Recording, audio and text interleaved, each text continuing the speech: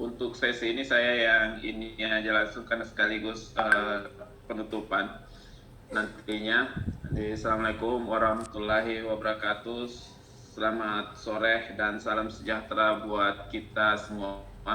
Di sesi terakhir biasanya memang sesi paling melelahkan setelah seharian duduk menyimak kemudian berdiskusi, dan pada sesi yang terakhir ini, sesi refleksi ini akan dipandu oleh Profesor Dr. Apoteker Arya Nuaremesi, merupakan dosen di Fakultas Farmasi di Universitas Indonesia.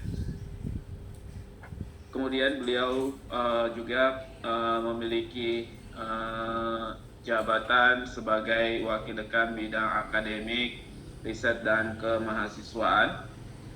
Dan kalau kita lihat dari CV-nya, beliau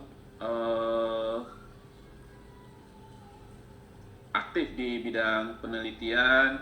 S1-nya diselesaikan di Universitas Indonesia, kemudian tahun 1991 selesai apoteker di UI, kemudian S2 diselesaikan di Universitas Gadjah Mada bidang kimia farmasi, kemudian S3 di Nara Institute of Science and Technology Nara, Jepang, dalam bidang struktural biochemistry.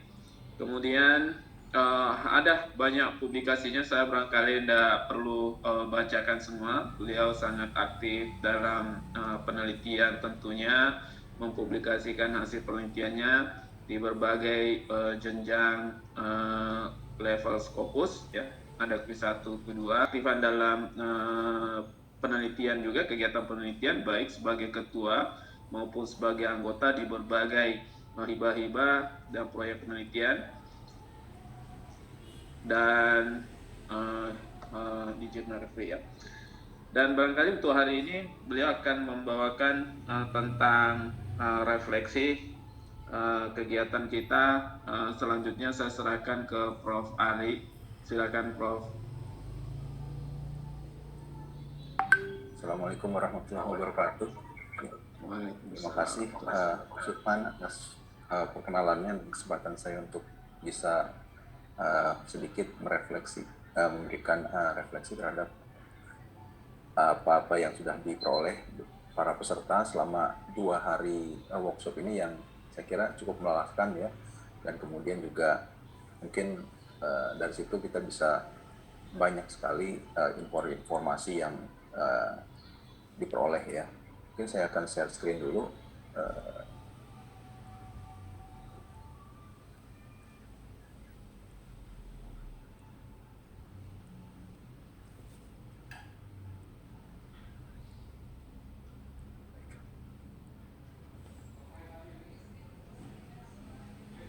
Ya, ini kita lihat yang kita ada dua hari, ya, kemarin sampai hari ini, hari pertama, kemudian hari kedua. Hari pertama saya kira cukup banyak, teman yang respon ini mungkin tidak terlalu banyak, ya, mungkin hanya sepertiga dari yang hadir. Demikian juga yang hari kedua ini, mungkin ini juga ya, tidak apa. Kita akan lihat seperti apa yang kita respon dari Bapak Ibu sekalian terhadap materi-materi yang sudah diberikan. Memang materi ini dibuat standar, ya, dari APTFI, artinya untuk setiap 4-wheel menggunakan materi yang sama. Mungkin hanya beberapa penyampaiannya dilakukan oleh orang yang berbeda, ya. Jadi materi yang digunakan adalah sama. Nah, di sini dari ini penilaiannya cuma sebagian saja, tidak terlalu penting mungkin nilainya, karena kita tidak akan melihat nilainya secara ini, ya, bukan karena lulusan gitu, ya. Nah, di sini ada beberapa kaitan dengan yang hari pertama mengenai luaran, ya, pendidikan berbasis luaran, kemudian analisis kebutuhan, hal yang perlu diperhatikan dalam implementasi kurikulum, kemudian visi, misi, tujuan, ya. Di sini kalau kita lihat responnya ya sebagian besar sih sudah masuk lah, artinya mungkin nanti Bapak Ibu sekalian mungkin akan mendapatkan materinya, PPT-nya mungkin bisa di namanya dikaji lebih Recording in dalam, progress. dalam melakukan revisi kurikulum bisa menjadi lebih mantap ya. Ini yang respon kita nggak usah cek ya. Hanya sini kita lihat yang hadir dari berdasarkan institusi. Nah, sini ada yang ngirim cukup banyak ya, dari mana ini? Saya nggak bisa kelihatan lagi sini ya. Kemudian oke, ada dari Gorontalo ada 3 orang ya. Ini dari Universitas Mulia ada 2 orang. Tadulako ada 2 orang ya. Yang lain rata-rata mengirim 1 utusan ya, kelihatan. Nah, ini mengenai interprofessional education ya. Ini yang sempat dibahas pada waktu kemarin. Memang sebagian besar kita lihat responnya interprofessional education masih belum masuk ya dalam kurikulum prodi farmasi, dan sebagian juga sebagian kecil sudah 9,7% ya. Ini ada tiga responder yang memberikan. Mungkin saya juga nggak tahu sini apakah dari 3 perguruan tinggi yang sama atau kalau tadi kan ada yang menjawab dari perguruan tinggi yang mengirimkan beberapa utusan, itu perlu dilihat lagi lebih dalam nanti. Kemudian ada yang sudah melakukan dalam proses pembahasan. Saya kira dari 2 ini yang merah dan orange kira-kira sudah hampir 50% ya IPE yang masuk ke depannya mungkin dalam kurikulum. Jadi mungkin dengan adanya kurikulum workshop kurikulum ini mungkin akan mempercepat proses ini, sementara yang belum mungkin ini bisa mulai masuk ya. Kemudian kalau kita lihat lagi di sini alokasi SKS-nya ada yang mungkin sudah atau yang sedang gitu ya. Kalau kita lihat di sini ada yang menjawab 2 sampai 6 SKS di sini ya. Ini 2 SKS. Sedangkan ini 4 SKS ya. Ya, 4 SKS di sini ya. Maksimal 3 SKS di sini. Ya. Ini 2 sampai 6 SKS ini ya. Semua ada beberapa yang mengalokasikan cukup besar ya, sampai beberapa belas SKS gitu ya. Seperti tempat kami di UI kita memberikan sampai 16 SKS ya, karena kita masuk dalam rumpun kesehatan. Mungkin ini disesuaikan dengan bidang masing-masing tentunya. Nah, ini cuma sekedar isu saja ya, vaksinasi ya. Mungkin kita diberi kesempatan untuk melakukan ini, mungkin juga karena beberapa seperti di Amerika ya, orang bisa melakukan vaksinasi di apotek ya. Jadi apoteker itu diberi wewenang untuk melakukan vaksinasi. Jadi memang kian diperlukan, apakah memang perlu diberikan peningkatan kompetensi, mungkin ini sekedar intermezzo saja, tapi bisa jadi ini sebagai pemikiran ke depan gitu ya, untuk memperluas wewenang tentu dengan pendidikan tertentu ya. Oke, jadi cukup banyak di sini, mulai dari mulai setuju dan paling kanan ya. Ini ya. Paling tidak setuju dari sebelah kiri ya. Kemudian untuk program Merdeka Belajar ini responnya pertanyaan terbuka nih ya. Bagaimana mengatur kesesuaian dengan kurikulum, ini cukup banyak respon yang beragam. Mungkin kita akan harus lakukan rekapitulasi lebih baik lagi sini. Kalau kita lihat ada yang mengusulkan membuat mata kuliah baru, mata kuliah pilihan, terutama untuk keperluan pelajar ya, dalam memaksimalkan potensi mahasiswa jurusan lain. Kemudian perguruan tinggi harus menentukan kebijakan yang menjadi panduan bagi program studi yang dinaunginya. Juga isu mengenai penyetaraan mata kuliah kiranya cukup banyak ya.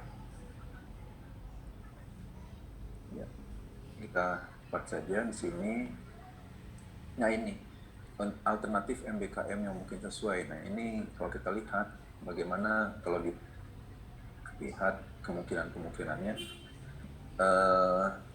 ini 58% itu ya mungkin setuju seperti begini ya, 6 semester di prodi asal, 1 semester di luar prodi, 1 semester magang ya. Kira-kira banyak memilih di sini. Maaf ya, banyak salah ketik nih. Oke, bagaimana saran implementasi Merdeka Belajar agar bisa diterapkan pada prodi farmasi? Ya ini responnya juga beragam ya. Sarannya mulai dari pemantapan kesiapan mahasiswa, membangun kepercayaan mahasiswa akan pentingnya program, menyesuaikan dengan profil lulusan, perlu kajian, ya, ini bisa dijalankan dengan yang jelas fasilitasnya. Ya. Kemudian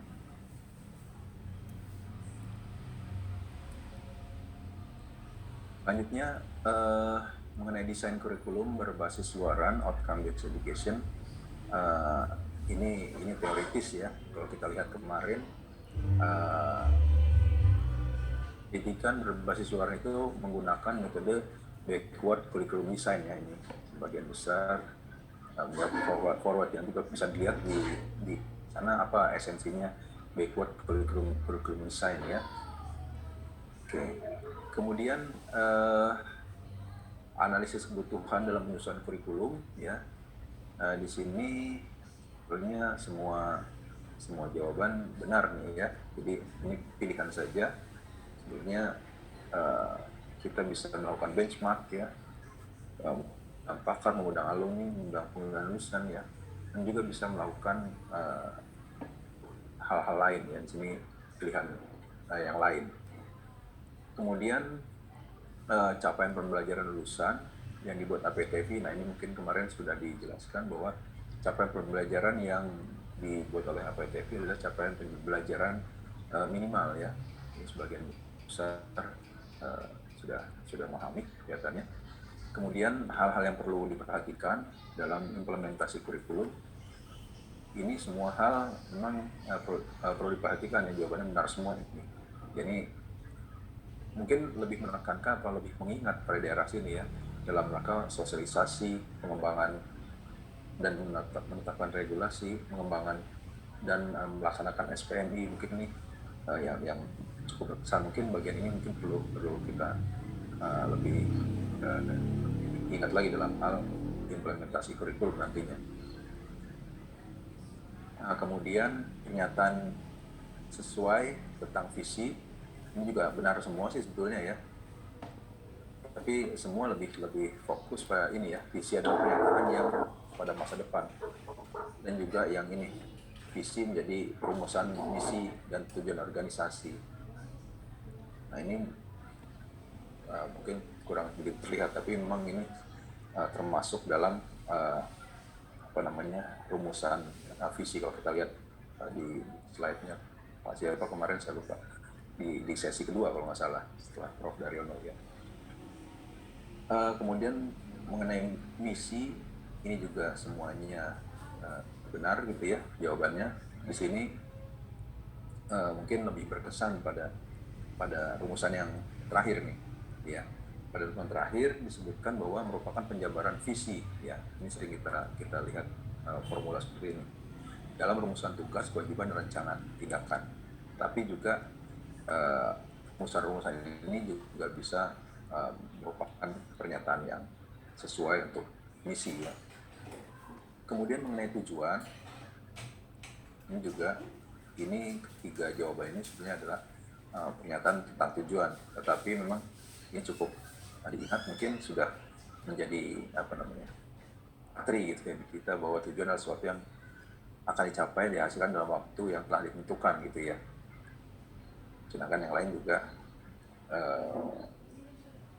secara implisit di sini hal-hal mengenai tujuan ya. Harus menggambarkan hasil program, harus menantang dan realistik dan dapat dicapai tentunya.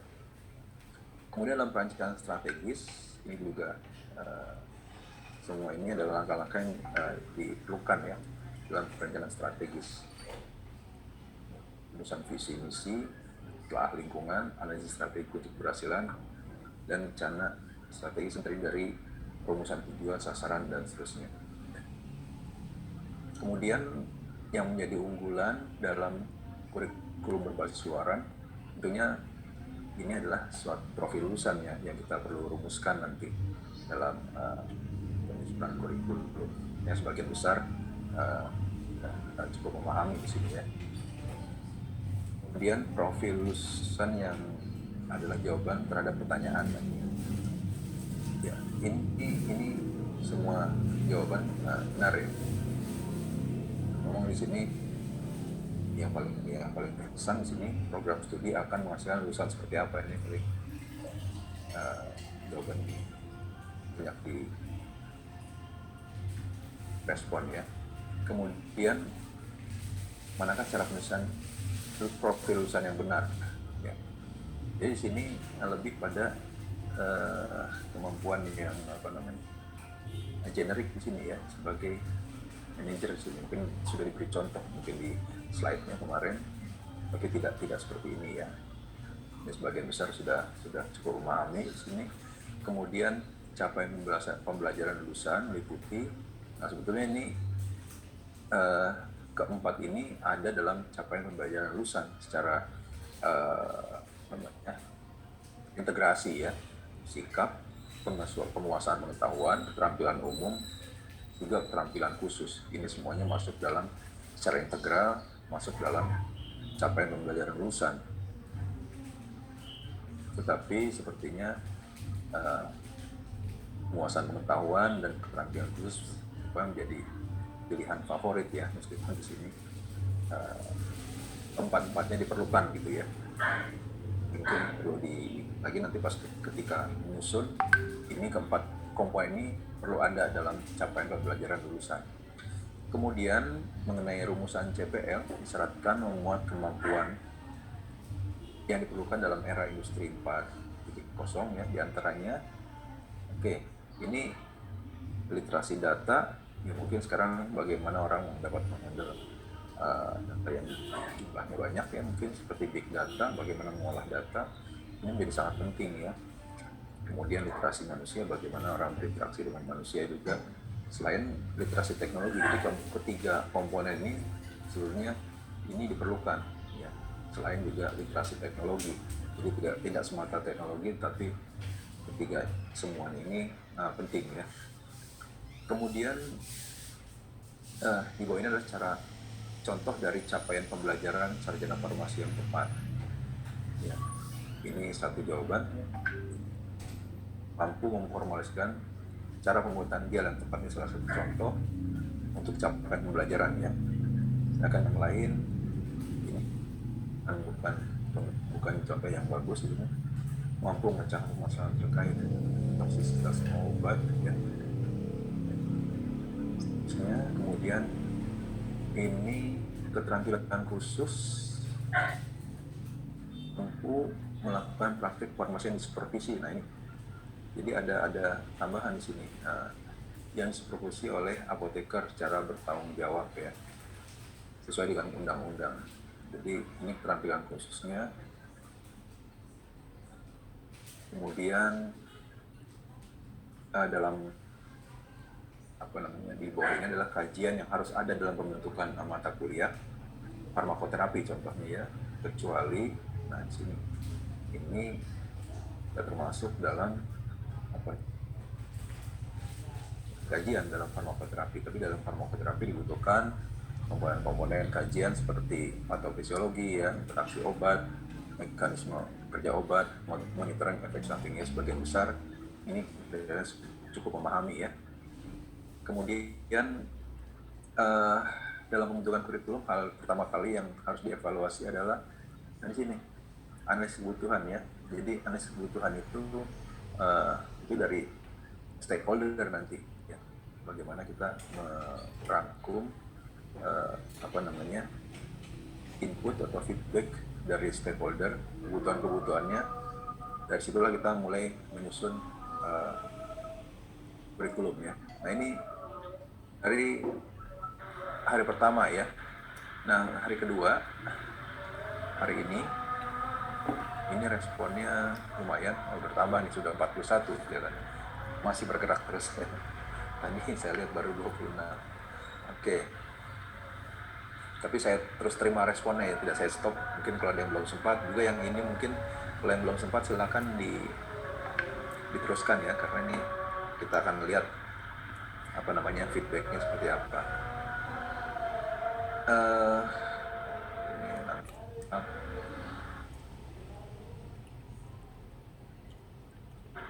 Ya, ini cukup banyak yang hadir kelihatannya sini. Yang mengirimkan putusan juga juga ada beberapa perguruan tinggi. Mungkin di sini banyak pertanyaan yang terbuka, kita tidak batasi. Hanya kita ingin melihat teknologi apa yang digunakan dalam pelajaran selama ini ya. Kelihatannya yang biru ini yang tidak pernah ya, yang menjadi favorit yang selalu digunakan adalah yang ungu ya. Zoom kelihatan di sini cukup banyak ya. Jadi apa namanya, Zoom sama WhatsApp group nih kelihatannya menjadi favorit ya. Sedangkan Google Meet ada beberapa, Webex tidak begitu populer ya. Kemudian game-game ini Kahoot misalnya atau game sejenisnya ini juga akan ya. Kan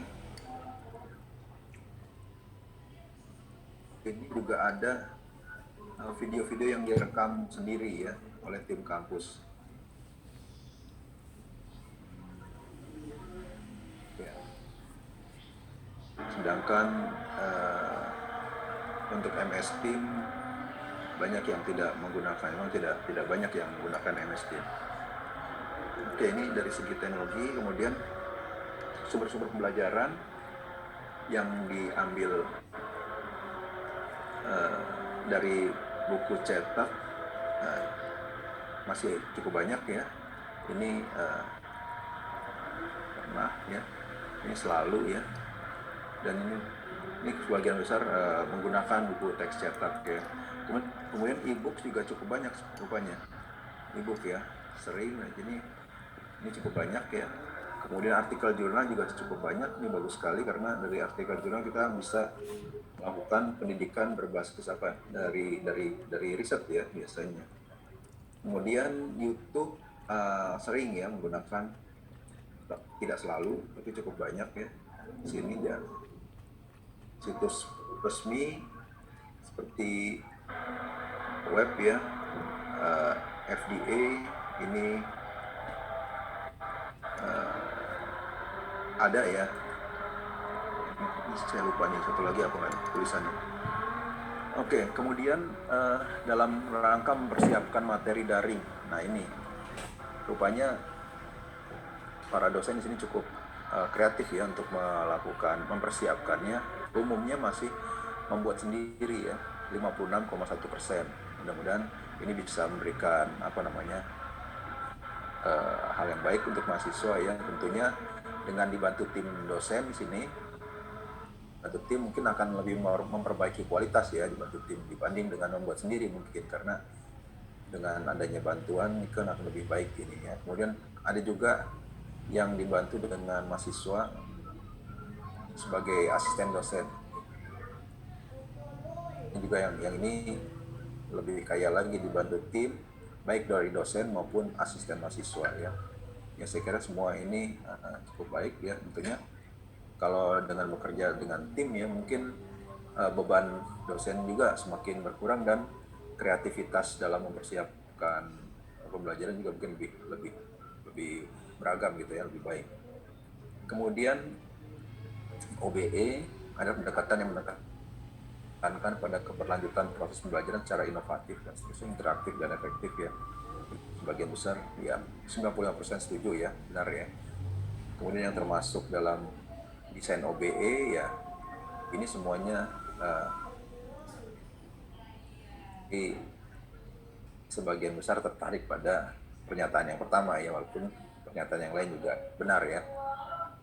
Kemudian uh, karakteristik assessment, ya tentunya perform, berkelanjutan, otentik, dan berkriteria menjadi satu karakteristik baik ya. Tapi ini tidak termasuk nih, jadi pengecualian. Saya kira sudah cukup memahami ya di sini 88% merespon dengan baik. Kemudian apa kegunaan melakukan analisis pembelajaran ya? Nah ini pertanyaan terbuka ya, yang kita bisa lihat untuk memperbaiki kurikulum, untuk mengetahui capaian pembelajaran, evaluasi pencapaian, dan seterusnya ya, menyesuaikan perkembangan iptek. Itu semua input ini akan kita pakai ya untuk analisis pembelajaran. Tentunya ini salah satu mengetahui kesesuaian antara rencana pembelajaran dengan hasil yang dicapai. Ya. Kemudian dalam penyusunan RPS ya, analisis pembelajaran ya, apakah selalu diperlukan? Ya, semua sepakat sepertinya memerlukan hal tersebut ya. Kemudian contoh diagram lain yang selain yang diberikan contoh ya, mungkin bisa dilihat lagi contoh-contoh dalam melakukan analisis pembelajaran ya. Kemudian komponen yang termasuk dalam desain kerja, untuk evaluasi kurikulum. Nah ini semua komponen termasuk ya, termasuk juga feedback staf pengajar. Ya di sini porsi yang paling besar direspon adalah wawancara pada mahasiswa, laboran, dan tanding. Ya. Kemudian periode evaluasi kurikulum dilakukan, yakni sebagian besar setuju di sini ya, 3-5 tahun. Memang dari apa yang kita bahas kemarin ya, periode evaluasi kurikulum dilakukan 3-5 tahun. Namun di tahun ketiga itu sudah mulai dilakukan ya, kemarin tadi ya sudah dipaparkan oleh Bu Lucy ya masalah materi ini, bagaimana kita mengevaluasi kurikulum tersebut. Nah, sekarang di sini mengapa benchmarking diperlukan dalam evaluasi kurikulum ya. Ini sebagai pembanding bermanfaat untuk mengukur kinerja ya, mendapatkan referensi tambahan, mengetahui perkembangan kurikulum yang telah disusun dijalankan ya. Kemudian ya saya kira banyak yang masukan dari Bapak Ibu sekalian. Mudah-mudahan dengan adanya refleksi ini kita bisa lihat respon dari Bapak Ibu sekalian dalam menerima proses workshop ini. Mudah-mudahan bisa memberikan hasil yang baik. Mungkin apa-apa yang belum dipahami atau ini bisa jadi bahan diskusi nanti di tim kurikulum di perguruan tinggi atau di prodinya masing-masing. Tentunya dengan diskusi dalam tim kurikulum ini akan memberikan suara yang baik nanti dalam kegiatan penyusunan atau perbaikan kurikulum yang sesuai dengan panduan dari APTFI tersebut yang sudah dibagikan. Ya, semoga ini bisa bermanfaat buat Bapak Ibu sekalian. 2 hari workshop ya, berikan manfaat yang besar, tentunya nantinya akan berkurang pada lulusan kita ya, apoteker lulusan sarjana dan apoteker dari universitas di Asia semua. Baik, demikian Pak Subhan refleksi dari saya sedikit ini ya. Semoga ini memberikan manfaat buat kita semua. Ya, terima kasih. Assalamualaikum warahmatullahi wabarakatuh. Waalaikumsalam warahmatullahi